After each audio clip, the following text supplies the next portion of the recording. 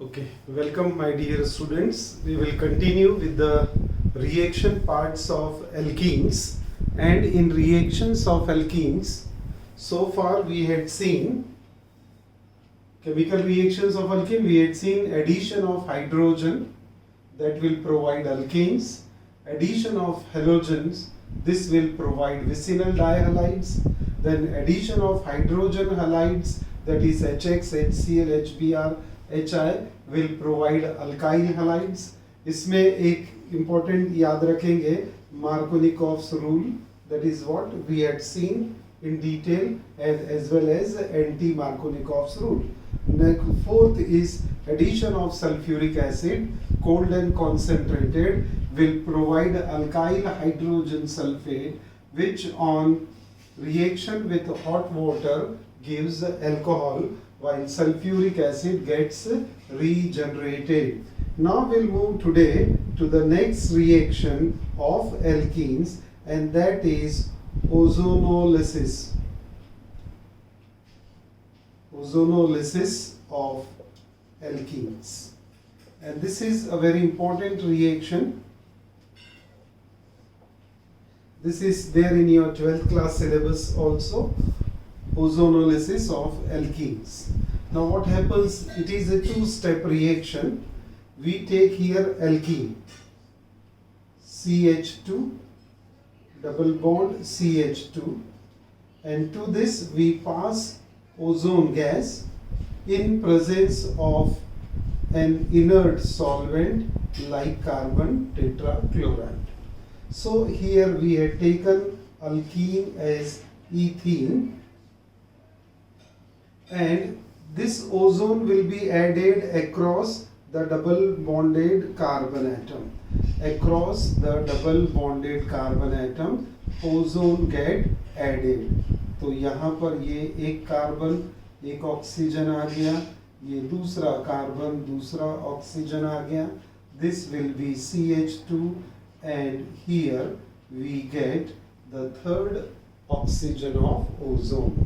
So CH2 double bond CH2 है ना. अब यहाँ पर वैलेंसी चेक करो कार्बन की, दो वैलेंसी हाइड्रोजन से हैं और दो वैलेंसी ये ऑक्सीजन से. Same with this CH2, and each oxygen is bivalent, so that is there. We get here ozonoid complex, and this ozonoid complex is a unstable complex. It is then decomposed. It is then decomposed by using zinc and water. And during this decomposition, what happens? This ozonoid complex get broken down into two fragments. It get broken down into two fragments. आप देख रहे हैं एक fragment left hand side में और एक fragment right hand side में. तो आपको कुछ इस तरह से स्ट्रक्चर दिख रहा है ना, O, और दूसरे साइड में क्या दिख रहा है, CH2O. तो बेसिकली है क्या ये CH2O. Now this CH2O is what? This is nothing but HCHO. This CH2O is what? HCHO, and HCHO is formaldehyde. So here we get 2 moles of formaldehyde, HCHO, named as formaldehyde. So this ozonolysis of alkenes gives carbonyl compounds. Carbonyl compounds means aldehydes and ketones. So we will get aldehyde or ketone as we take different example for consideration. So dear students, what we see here, that when ozone gas is passed through alkene in presence of inner solvent like carbon tetrachloride, it forms an ozonoid complex, which on decomposition by zinc and water broken down into two fragments. किस तरह से fragmentation होगा, ये जो oxygen है इसको आप अलग कर दीजिए and the fragmentation will be there. Okay, तो वो फ्रेगमेंटेशन से आपको 2 फ्रेगमेंट मिलेंगे and this 2 fragment will provide what? CH2O, that is nothing but HCHO, and the side product which we get here is zinc oxide. So this is the complete ozonolysis of alkene. Let us take another example of alkene. We take CH3, CH double bond CH2. To this we supply ozone gas in presence of carbon tetrachloride. अब क्या होगा, फिर से across the double bonded carbon atom ozone will be added। तो यहाँ ozone add करते हैं across the double bonded carbon atom। So we added this 2 oxygen, one more oxygen will create bonding with oxygen। तो एक अच्छी सी झोपड़ी बन जाती है ना, यहाँ पर एक हट बन गया। तो CH3 CH CH2 and now check once again the valency of carbon। So 1 2 3 and the 4 valency। Here again carbon, 2 hydrogen and 2 oxygen। तो ये क्या बना हमारे लिए, फिर से ओजोनाइड कॉम्प्लेक्स। अब ओजोनाइड कॉम्प्लेक्स को क्या करना है, डिकम्पोज करना है जिंक एंड वाटर के साथ में। तो let us decompose it and when we decompose this it get broken down into 2 fragment. चलिए देखिए, अब फ्रेगमेंट अलग अलग मिल रहे हैं। राइट हैंड साइड में क्या मिला, CH2O and CH2O is nothing but HCHO, that is formaldehyde। Next वाला फ्रेगमेंट लेफ्ट हैंड साइड में CH3CHO। Next fragment is CH3CHO। This is acetaldehyde and the side product once again is zinc oxide, because this oxygen which is left behind will combine with oxygen and forms zinc oxide। So ethene when we take and carry out ozonolysis we get 2 moles of formaldehyde, but when we carry out ozonolysis of propene we get a mixture of formaldehyde as well as acetaldehyde। अब अगर ketone बनाना है, हमको ketone आना चाहिए product side में, तो हम क्या करेंगे, एल्कीन को सब्स्टिट्यूटेड एल्कीन में कन्वर्ट करते हैं, है ना। जैसे ये CH3 C double bond CH2 और यहाँ पर देते हैं एक और ब्रांच, तो ये क्या होगा, 2 methyl propene. This is 2 methyl propene.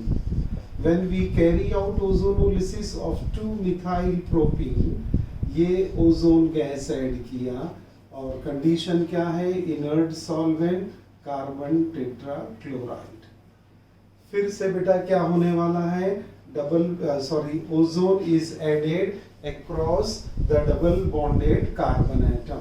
So we get here CH3 CCH3, here comes oxygen, this CH2 will remain like that, ये उसका ऑक्सीजन, ये कंबाइन हो गए। Now third oxygen is between this two carbon atom. Okay, तो third oxygen ये आ गई यहाँ पर, third oxygen atom is here and CH3 को साइड में कर लेते हैं। सही है, तो बैलेंस है सभी कार्बन, टेट्रावैलेंसी कार्बन की बैलेंस है। इसका जनरल नाम हमको पता है ओजोनाइड कॉम्प्लेक्स।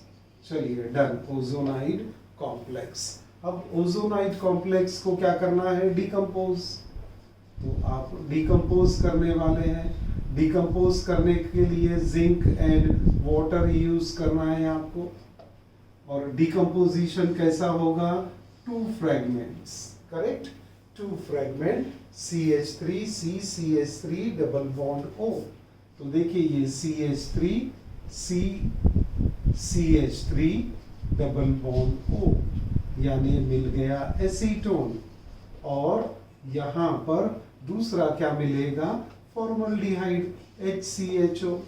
ये तो हम देख रहे हैं दोनों रिएक्शन में, और साइड प्रोडक्ट तो फिक्स है, दैट इज जिंक ऑक्साइड। तो ozonolysis of alkene provides carbonyl compounds. अब कार्बोनिल कंपाउंड यानी अल्डिहाइड एंड कीटोन। तो this 3 reaction confirms that alkenes undergo ozonolysis and produces carbonyl compound. This is the 5th reaction we had seen for alkenes. Now let us take the next reaction, and that is hydroboration oxidation. Hydroboration oxidation of alkenes. So this is again a 2-step reaction. 2 separate steps we will see here, and for that we take one example. Hydroboration is carried out by using B2H6 diborane, whereas oxidation is carried out by using hydrogen peroxide. So 2 separate steps. We take here the first example, CH2 double bond CH2. This is ethene. It is reacted with diborane B2H6 in presence of tetrahydrofurane. This is a solvent, THF. THF is what we call it as tetrahydrofurane. Tetrahydrofurane. Okay, so ये solvent का काम करता है। जैसे यहाँ carbon tetrachloride है, यहाँ पर THF is what, tetrahydrofuran solvent use करेंगे। What we get here is CH3 CH2 3 times B boron. तो ये क्या मिला हमें, triethyl borane. What we get is triethyl borane. Triethyl borane. And after getting this triethyl borane, by the action of diborane on ethene, we call it as diborane, है ना। तो diborane है ये। सेकेंड स्टेप में क्या होगा, अब ये जो ट्राईइथाइल बोरेन है, ट्राईइथाइल borane CH3 CH2 3 times B, triethyl borane, I write again, triethyl borane. This will now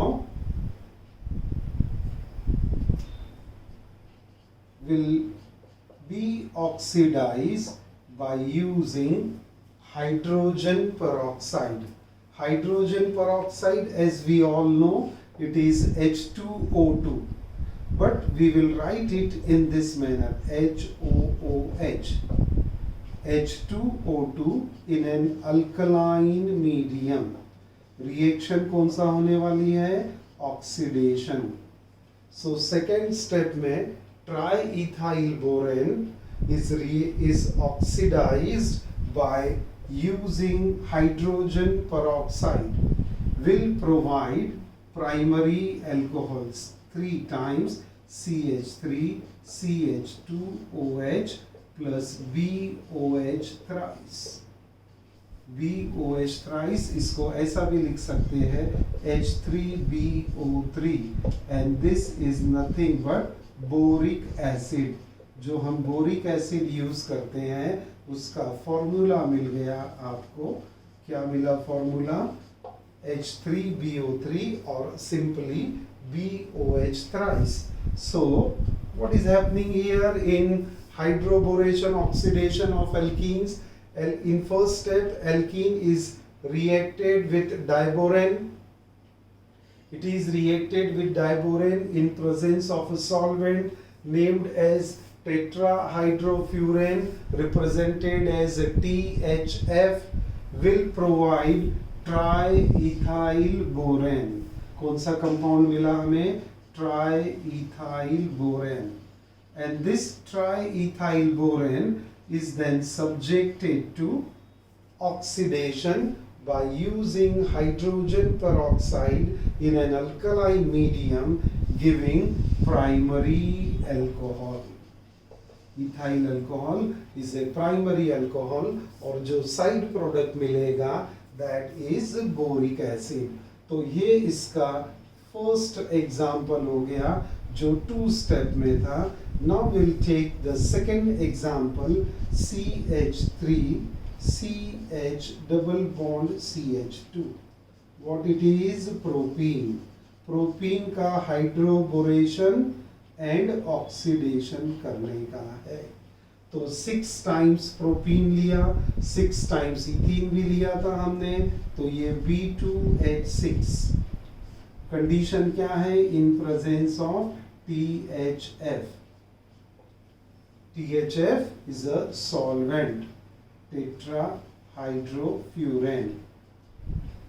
Now what we get here is tripropyl borane. चलिए फॉर्मूला आप बनाए जरा अभी. ट्राइप्रोपाइल बोरेन का फॉर्मूला क्या बनेगा? ट्राइप्रोपाइल बोरेन का formula 2 times CH3 CH2 CH2, one valency free, that will be satisfied by borane. So what we call it as tripropyl borane. Tripropyl borane. Okay, ये फर्स्ट स्टेप हो गया बेटा. अब सेकंड स्टेप में क्या करें हम? This tripropyl borane CH3 CH2 CH2 3 times and here is borane. Tripropyl borane. Tripropyl borane is now oxidized by using hydrogen peroxide in an alkaline medium. Hydrogen peroxide in an alkaline medium to carry out oxidation. क्या product आ जाएगा बेटा यहाँ पर? ट्राइप्रोपाइल borane, ट्राइइथाइल borane. हमने oxidation किया तो कौन सा अल्कोहल मिला? Primary alcohol. यहाँ भी primary alcohol. How many times? 3 times CH3 CH2 CH2OH plus H3BO3. So we get N-propyl alcohol. N-propyl alcohol, and here is boric acid. So this 2 reaction suggest that alkenes can undergo hydroboration followed by oxidation to produce alcohol. Correct है? Alcohol मिला है हमको. Primary alcohol we get. So this is what the hydroboration, oxidation of alkene. 6th reaction. Now we'll take 7th reaction, polymerization. Polymerization is a very simple reaction when large number of smaller units को हम बोलते हैं monomer. When large number of smaller units join together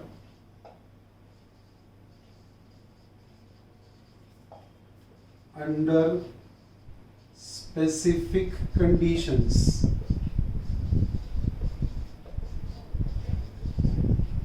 then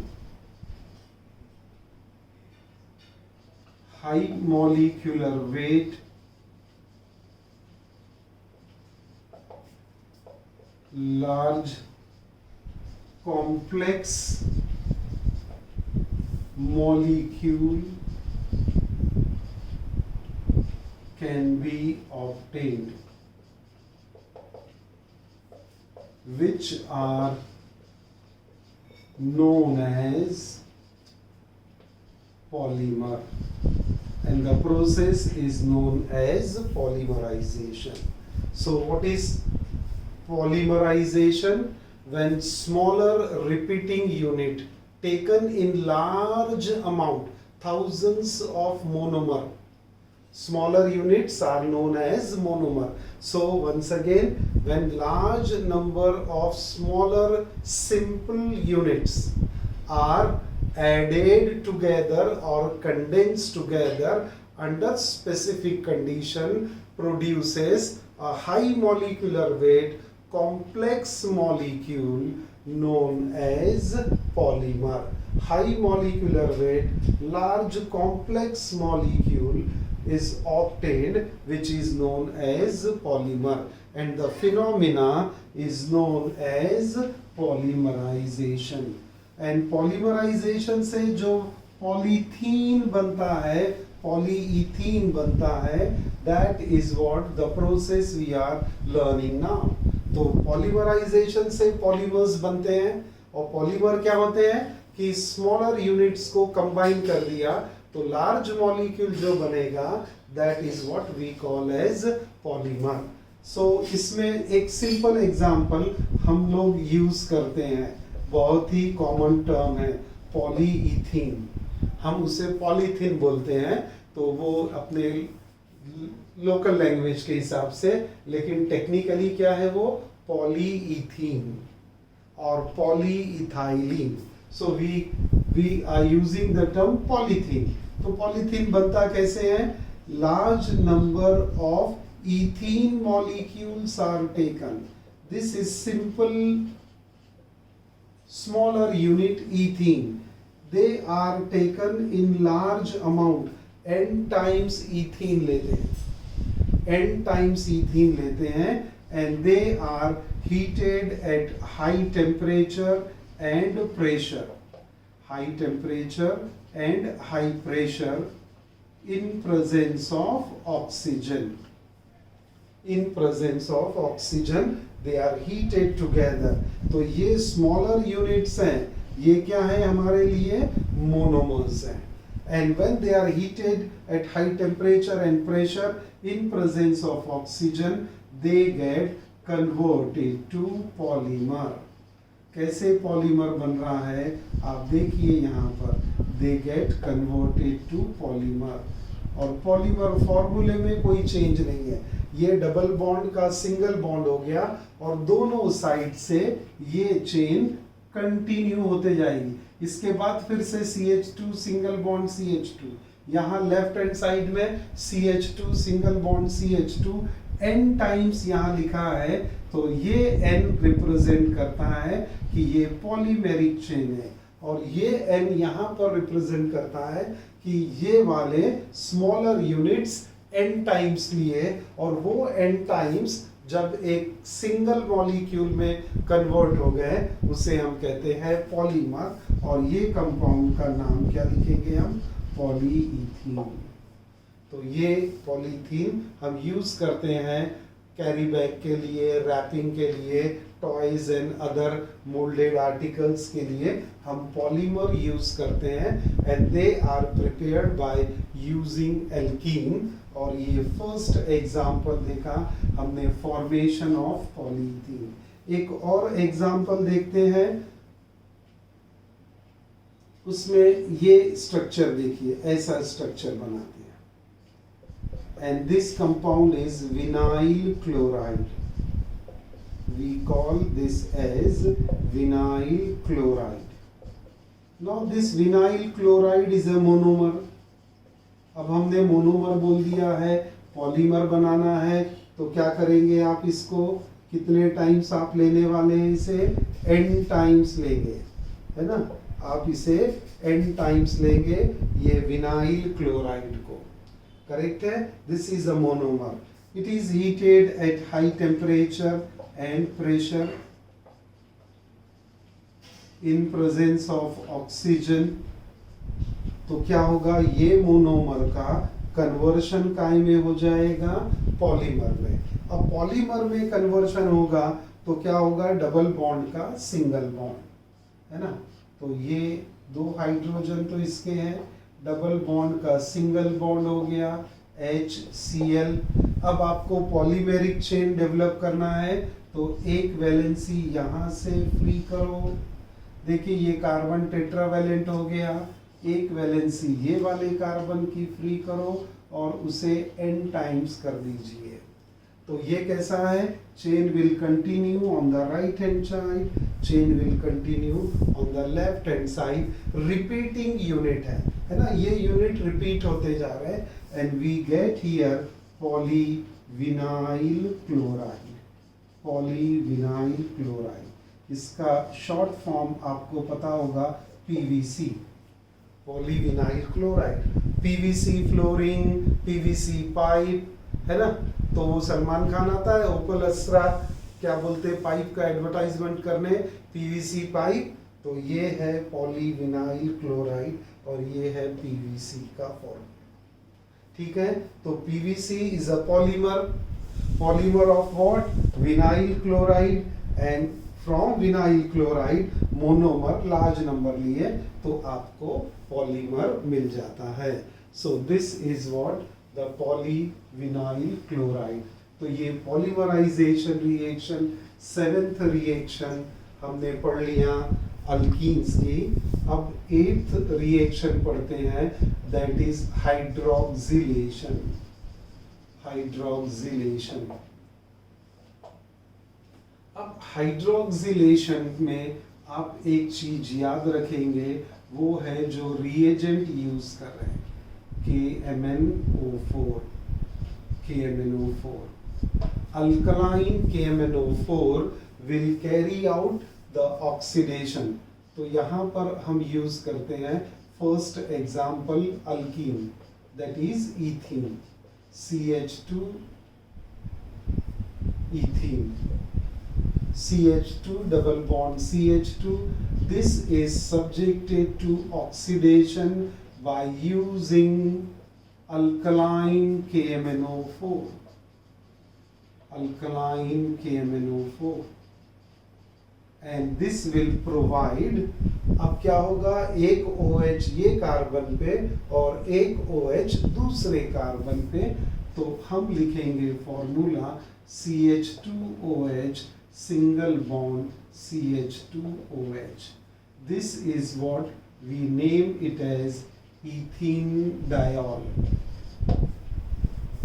We call it as ethene का E चला, ethene का E maintain रहेगा, ethenediol.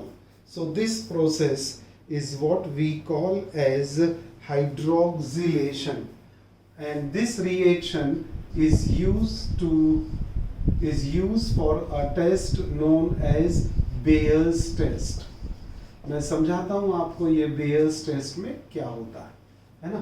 तो एक और एग्जाम्पल देख लो and then we will discuss what is this Bayer's test। Okay, तो Bayer's test में देखते हैं अब क्या हो रहा है। ये एग्जाम्पल 1 हो गया, now example 2, CH3CH double bond CH2, क्या लेना है, HOH एंड नेसेंट ऑक्सीजन। हमने लिया प्रोपीन और उसे ट्रीट करना है अल्कलाइन KMnO4। हाइड्रोक्सिलेशन यानी हाइड्रोक्सिल ग्रुप ऐड होगा। अब यहाँ भी 2 हाइड्रोक्सिल ग्रुप कहाँ ऐड होने वाले हैं, जहां पर डबल बॉन्ड है, तो ये प्रोडक्ट मिलेगा CH3CHOH single bond CH2OH। This is the product we get here and it is named as propane 1,2-diol। 1,2-diol। अब यहाँ ये E ड्रॉप नहीं होगा क्योंकि OH ग्रुप जो है वो 2 टाइम्स है, तो what we get, propane 1,2-diol। So This hydroxylation will provide formation of diol. Diol means two hydroxy group, alcoholic group bonded to two different carbon atom. We call it as diol. Now, what is the importance of this reaction? And this is what we call as Bayer's test. होता क्या है कि ये जो alkaline KMnO4 है, this is purple in color और dark violet colouration जो हम बोल सकते हैं, डार्क वायलेट कलर और purple colour. So we take a solution of this alkaline KMnO4 which is purple or dark violet in color, and if this KMnO4 is added to any unsaturated hydrocarbon, unsaturated hydrocarbons को हम react करते हैं KMnO4 के साथ में, जिसका colour क्या है, पर्पल कलर है. तो क्या होता है, ये जो अनसैचुरेटेड हाइड्रोकार्बन यानी अल्कीन और अल्काइंस, ये क्या करेंगे, इसको डीकलराइज कर देंगे, डीकलराइज करेंगे. And decolourisation will provide a colourless solution, colourless solution. That means आपने एक टेस्ट ट्यूब में अल्कलाइन KMnO4 सॉल्यूशन लिया, उसका पर्पल कलर है, और दूसरे इसमें सॉल्यूशन बनाया unsaturated hydrocarbon that is alkyne और अल्काइन, और जैसे ही KMnO4 में वो गैस रहे या लिक्विड रहे ऐड करेंगे तो ये KMnO4 का जो पर्पल कलर है वो डीकलराइज हो जाएगा और आपको एकदम क्लियर कलरलेस सॉल्यूशन दिखेगा. This is what we call as Bayer's test. A very simple test to find out unsaturation in a given compound. So given compound में अगर unsaturation है, that unsaturation can be quantitatively observed by using alkaline KMnO4. अब एक last reaction पढ़ लेते हैं, that is oxidation of alkenes. और अब फिर से यहाँ पर जो रिएजेंट है वो फिर से याद रखेंगे, एसिडिफाइड KMnO4 और K2Cr2O7 पोटेशियम डाइक्रोमेट. तो oxidation of alkenes using acidified. अभी हमने अल्कलाइन यूज किया था, अब एसिडिफाइड करेंगे, यहाँ भी ऑक्सीडेशन होगा, लेकिन इस रिएक्शन में हमें प्रोडक्ट कुछ और डिफरेंट मिलता है. Let us see that product. तो यहाँ लेते हैं acidified KMnO4 to carry out oxidation. ये क्या देगा, नेसेंट ऑक्सीजन मिलेगा हमको, and what we get here is CH3C double bond OOH, यानी हमें मिला carboxylic acid that is acetic acid plus CO2 plus H2O. तो क्या होता है कि जो ये डबल बॉन्ड है यहाँ से ब्रेक होता है मॉलिक्यूल और ये दो फ्रेगमेंट में चले जाता है. एक फ्रेगमेंट आपको देगा प्रोपीन में, this is propene, will give acetic acid, carbon dioxide and water. This is the first reaction. और सेकेंड रिएक्शन में अब क्या करते हैं, हम थोड़ा सा ब्रांच ले लेते हैं, CH3C CH3 double bond CH single bond CH2. What is the name of this compound? Numbering यहाँ से करना होगा हमको, है ना. नंबरिंग किया तो क्या मिलेगा, 2 मिथाइल ब्यूटूइन, करेक्ट है, 2-मिथाइल ब्यूटूइन, इसको एसिडिफाइड KMnO4 या K2Cr2O4 से K2Cr2O7 से ऑक्सीडाइज करेंगे। देखिए सेकंड एग्जांपल, 2-मिथाइल ब्यूटूइन, सही है, 2-मिथाइल ब्यूट 4 कार्बन है, in is now subjected to KMnO4 और K2Cr2O4 in acidic medium. What product we get here, है ना। अब फिर से यहाँ पर भी ये जो डबल बॉन्ड है वहां से फ्रेगमेंटेशन होगा और ऑक्सीडेशन हो जाएगा। ऑक्सीडेशन हो गया तो क्या मिला, ये CH3 CCH3 और ये वैलेंसी फ्री है तो डबल बॉन्ड आ गया ऑक्सीजन का, we get ketone and the name is acetone plus. अब क्या होगा, ये CH2 दिस इज CH3, तो CH3 सिंगल बॉन्ड CH, यहां भी O2 चला जाएगा तो ये देखो CH3, ये C डबल बॉन्ड OH, ये क्या है, एसिटिक एसिड। तो oxidation of alkene using acidified KMnO4 or potassium dichromate provides carboxylic acid and or, यानी उसके साथ आपको कीटोन मिलेगा या फिर सिर्फ कार्बोक्सिलिक एसिड जो हमने पहले एग्जांपल में देखा था। तो propene on acidified KMnO4 gives acetic acid, whereas 2-methyl butene on oxidation gives ketone and acetic acid as the two product. So this is what the oxidation reaction of alkenes. तो आज बेटा हमने क्या क्या पढ़ लिया है, आज कौन कौन सी रिएक्शन पढ़ा है, हमने शायद शुरू किया था नंबर 5 से। पहले हमने पढ़ा ozonolysis of alkenes, then what we had seen, sixth reaction, hydroboration, oxidation reaction, then we had seen polymerization reaction,